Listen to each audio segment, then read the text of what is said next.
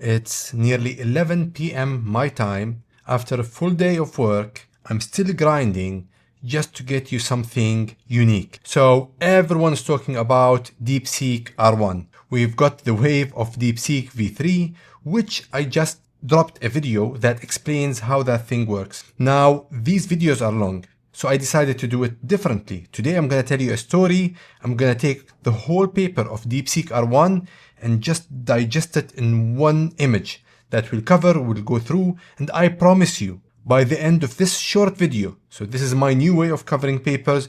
If you like it, write me a comment in the comment section so I can keep doing this or going back to the old-fashioned way of actually reading the paper with you. But by the end of this short video today, you will have an understanding of how DeepSeek developed this amazing reasoning model that really goes head to head with O1, and everyone's testing it, everyone's talking about it. And what makes it really amazing that the V3 version of it again cost only 5.5 million US dollars. So now with this limited budget that DeepSeek is utilizing for their models, they dropped a bomb, a model that reasons at a level that contends with the biggest boy in the market when it comes to AI reasoning models, which is OpenAI's O1. And honestly, I'm looking out there, people are talking about how great it is. Not a huge number of people are talking about how did they come up with this thing. Now, there's an amazing opportunity when we look at models like DeepSeek. It's an open source. They're telling us how they did it, compared to O1, which we know nothing, how they got to the level where they got it to reason the way it reasons. So this could give us a glimpse or an insight. Did they actually tap into what OpenAI did? I would argue that maybe they actually got things to happen better with the DeepSeek version 3 doing it so cheap compared to any other model, and then coming out with this huge reasoning model that does jobs and analyzes things and reasons to the level of O1, if not better. And hey, if you stick till the end, I'm gonna compare O1 and R1 head to head with the same problem, just to get a feel and a sense of how these two models reason in a similar or different way the same prompt or the same problem. So with this, don't forget to subscribe and let's get started. Subscribe to Daddy's channel. The mic. Okay, I do not want you to panic looking at the paper. I'm not gonna touch the paper. This is my new way of trying to cover papers. So I'm gonna do more work ahead of the video just for you to get the gist of it. You watch this video, you get everything you need. Reading the paper is optional. Reading the concepts that I will cover is optional, up to you how deep you wanna go. So the only thing I'm gonna show you out of this paper is, again, the benchmarks. And I will not go deeply in each of them. I just want to show you how close, and at certain cases it's better than O1. So let's just start by understanding the color coding of these bars. So this shape is DeepSeek R1, and then the gray one is OpenAI O1. Then the fair blue is, or baby blue, is DeepSeek R1 32 billion parameter, and the light gray is the OpenAI O1 mini, and then the light blue, like lightest blue, is DeepSeek V3, which I covered in a long video of how they created that. So here we have probably, as of today, 5 out of the top 10 models in the market. If not 5 out of the top 5 in the market, honestly. Okay, so if we look at the AIME 2024 benchmark, we see that DeepSeek R1 beats O1. By slight difference, but still it beats it. When we go to the code forces, which is basically the model's ability to code, and this is like where people are going crazy about the model, especially on X, we can see that it is really close, neck to neck, small difference below O1. Now people, depending on who you're following on X or YouTube, some people argue based on their experience, it's actually better. I think it's more related to the prompting. I would go with these kind of standard benchmarks and just take it at its face value. But certain people are actually arguing, no, R1 is definitely better in doing the same job that we request from O1. Then we go to the GPQA diamond. Again, here O1 beats R1 a little bit, but again, it's very close to O1 overall. And you can see that even the V3 is not so bad, it's not doing so bad compared to O1 and R1. Now, if we move on to math, you can see here, it is the top model. The DeepSeek R1 is the top model, followed by O1, followed by the DeepSeek 32 billion parameter. And then there's a big difference between that, or significant difference between that and the O1 mini. And then O1 mini and V3 go neck to neck. You know, yes, it's beating it, but one thing to notice here that smaller models are not that bad. Like, this is something I can still wrap my head around it, how good small models are becoming compared to these big reasoning models or big models in general. And the same goes for the MMLU and software engineering bench. So both of them neck to neck, or a little bit O1 for the MMLU. O1 is ahead a little bit. But again, if you look at the whole thing here, you can tell they came out with a darn good model. And that's what everyone's talking about. But the big question that no one's answering, and the answer is in the paper if you read it, how did they come out with this R1 model? What is the secret sauce of coming out with such a model? Okay, so let's go to the fun stuff. And this diagram I built for you so you can, in one look, digest and really understand how they developed the R1 model. And I will share this image at high definition across my social media. So check out my YouTube for all those links, especially X. I think you can get it highest quality on X. Download it if you want. You can refer to it anytime you desire. Let me put it in full screen so you can see the whole thing in a single page. Okay. So this is everything you need to know for you to really understand how they develop the model. I broke it down, again, based on the paper, to 4 phases.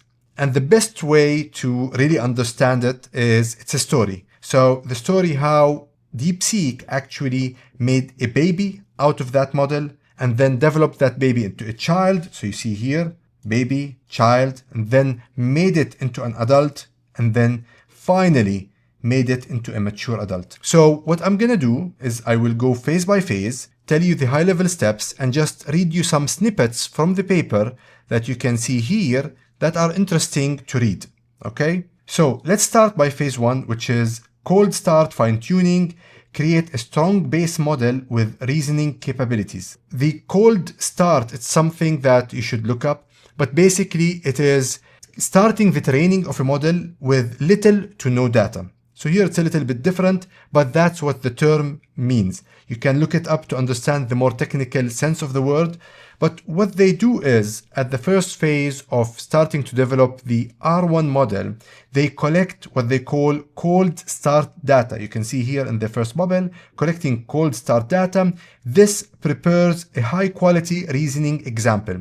And what they do here, and this is mentioned in their description from the paper, that they take a few examples. So the best way actually to explain this is they're leveraging few shot learning to a certain extent. So they get a small number of examples that are chain of thought, long examples for the model to view and then learn from them. So as I said here in the comment, you can see that collected examples of detailed chain of thought. Put in the examples and then they feed it to the model. Provide a starting point for reinforcement learning. So the heart of developing such a model is reinforcement learning, but they want to start with something. And that thing is that fine-tuned model based on that cold start data. So once they collect that cold start data, they provide a starting point for the reinforcement learning. And basically what happens there is the model is fine-tuned to a base model. So we train the initial model using the collected data. And the output of this fine-tuning is DeepSeek R1. This is what they call the model that comes out of that fine-tuning process. This produces the initial reinforcement learning ready model with basic reasoning capabilities. Now, if you read the paper, they talk about there's issues with the text. So basically, when they test that model, it gives them text that is unreadable for humans. It's working in some sense, apparently, but this is just the foundation. This is the child. So a child is born as a white blank paper, and you need to give that baby little bit of information to start learning. So this is the nurturing of the baby. So they give the baby a little bit of information so they can actually start educating it, training it, and giving it skills so it can grow into a child. So let's read the quote from the paper and then we'll move to the child phase or the next phase. To prevent the early unstable cold start phase of RL training, which is reinforced learning, from the base model, we construct and collect a small amount of long chain of thought data to fine-tune the model as the initial reinforcement learning actor. By carefully designing the pattern for cold start data with human priors, we observe better performance against DeepSeek R1 0. So this is what they do.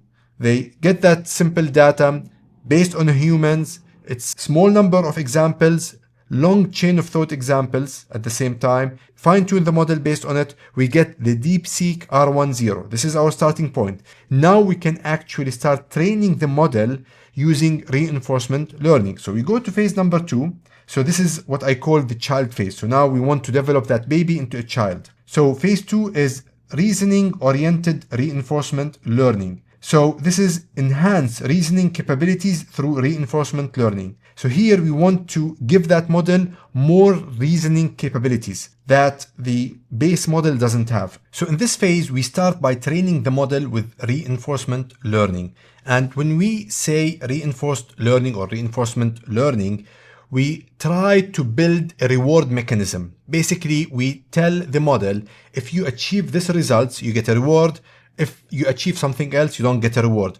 And that somehow tells the model, I'm on the right track, or I need to change tracks to go towards more rewards. So that's the basic concept of reinforcement training. You can look it up and read more into it, but that's fundamentally what's happening. So it's similar to giving a child a treat every time that child does something right. So we do that with our kids sometimes. So when the kid does something right, we give the kid a treat. They will understand that they're doing something right.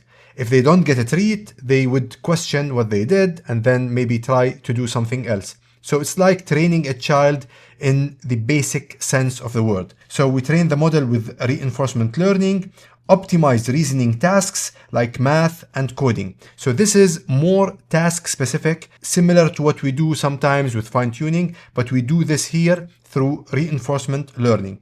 Now what this does, it refines reasoning skills and output quality. Basically, it makes it a better model. It teaches it how to reason on specific skills better. The output of that is that it refines reasoning consistency and readability. If you remember, we said the problem with DeepSeek R1 0, it's not readable. So this is the phase. The child now can speak. So now it's readable. The responses they were getting from the model are examples or outputs that they can read and understand as humans. So add language consistency reward, ensure coherent language in outputs. And this is, so there's, in the paper they explain the type of rewards that they give it, how they structure it. So one of it is readability and the other one is format. So there's a specific format in the reinforcement learning for the model. You can read it in the paper, very interesting. And it's basically a prompt. So they give it a prompt template to follow. If it follows that prompt template, it gets a reward. If it's readable, it gets a reward. So what do we get here? We get the DeepSeek R1 0 improved. So we get the child basically. So it's still a child, but it's definitely improved. It can reason a little bit. It definitely can communicate. So we have a child at our hands. So let's read an important quote from the paper on this phase, and then we'll go to the third phase. The self-evaluation process of DeepSeek R1 0 is a fascinating demonstration of how reinforced learning or reinforcement learning can drive a model to improve its reasoning capabilities autonomously. Behaviors such as reflection, where the model revisits and re-evaluates its previous steps, and the exploration of alternative approaches to problem solving arise spontaneously. This is really important, and the reason I put it here, they say in the paper that this is something they didn't design into the model, but they found that the model was reflecting on its previous interactions or responses and trying to reason better as it was developing. So it's literally acting like a child. This is why I use this example. It's learning, it's reflecting, and it's improving. So it's a really fascinating thing that they cover in the paper, and you can go read in detail what they mention around this area of this phase of developing the model. Now we need to go to the third phase. So we have a child, we want to push that child to become an adult. And how we do that with a model like R1? So we go for phase 3, which is rejection sampling and supervised fine-tuning. I mentioned supervised fine-tuning when I covered in detail the DeepSeek V3, so you can check that out or look the concept up. But basically we want to generate additional high quality training data and further fine-tune the model. So we have a model that has good or fairly good reasoning capabilities. We want to still fine-tune it, and the way they do it is super interesting. So that starts with leveraging the R10's reasoning to create additional training data. So here we're dealing with synthetic data. We use the model, the child model, let's call it that, the child model or the improved R10 to create further training data. So we generate data with the reinforced learning model, use RL trained model to create new training data. And then what we do is we clean up that data. So we just don't take it for granted and throw it to the model to fine-tune it. We actually filter and refine the data, curate a data set of reasoning and general examples. So we take it, clean it up. This is the best way to describe it. And then we go to fine-tune the model on new data, train the model using curated reasoning and non-reasoning data. So some of it is based on the reasoning capabilities of the model, that data that we have curated and used for fine-tuning, but also some of it is not reasoning type of data. So it's just data and examples that will help us in certain tasks. And what that does, it will improve the performance across tasks. And what's the output of this phase? Here we get the DeepSeek R1, but this is the rogue DeepSeek R1. This is the renegade DeepSeek R1. So we still have to do some work on it to be able to give it to the public. Now, the interesting part here that I got from the paper, when reasoning-oriented reinforcement learning converges, we utilize the resulting checkpoint to collect supervised fine-tuning data for the subsequent round. Unlike the initial cold start data, which primarily focuses on reasoning, this stage incorporates data from other domains to enhance the model's capabilities in writing, role-playing, and other general-purpose tasks. So here we give it that generalization. It will be able to generalize based on the initial reinforcement learning, and then the fine-tuning based on that data. It will be able to generalize and cover much more tasks. And if you watched my previous videos of how the previous generations of models were developed, this is a big step ahead, because now we're doing it in a way that really replicates the way humans learn to a certain extent. So now we have that adult, it can reason, we get a communication which is readable, we understand it, it can do multiple tasks. But before we take that adult and push that adult to the public, we need to do some more work. We need to polish that adult. And this takes us to the fourth phase of developing the R1 model. And this is the phase of developing that mature adult. And phase 4 is basically final reinforcement learning. Align the model with human preferences for safety and usefulness. And we start here to train with human preference, optimize for helpfulness, harmlessness, and alignment. And here what they're talking about is human feedback type of reinforcement learning. So there's a human getting the interaction with the model and giving it feedback. So it's an actual human helping the model learn by giving it that kind of direction.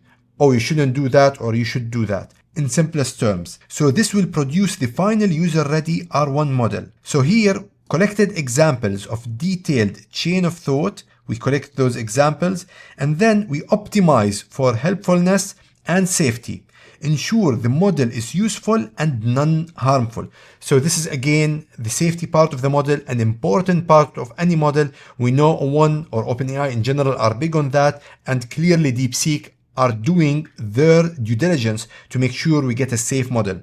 And eventually the outcome we get is DeepSeek R1 final. This is the one that you interact with if you go to the DeepSeek chat, which we'll do now to test it against O1. Now, let me cover this last part here, which is a quote for that section or this phase of the paper. To further align the model with human preferences, we implement a secondary reinforcement learning stage aimed at improving the model's helpfulness and harmlessness, while simultaneously refining its reasoning capability. The integration of reward signals and diverse data distribution enables us to train a model that excels in reasoning while prioritizing helpfulness and harmlessness. Also, not just to make it safe, it also is helping in its ability to reason as a model. So these are the 4 phases to take a model like R1 from the baby phase into the mature adult phase. I genuinely need your help here. If you're still watching, I want you to write me a comment.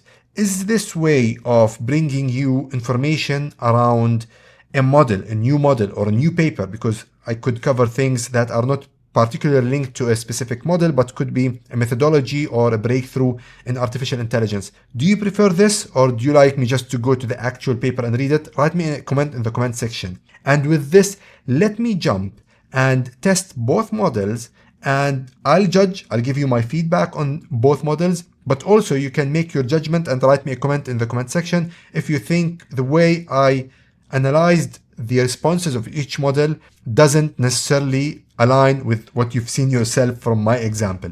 Okay, so I'm out of the full screen here. Let's go to ChatGPT O1.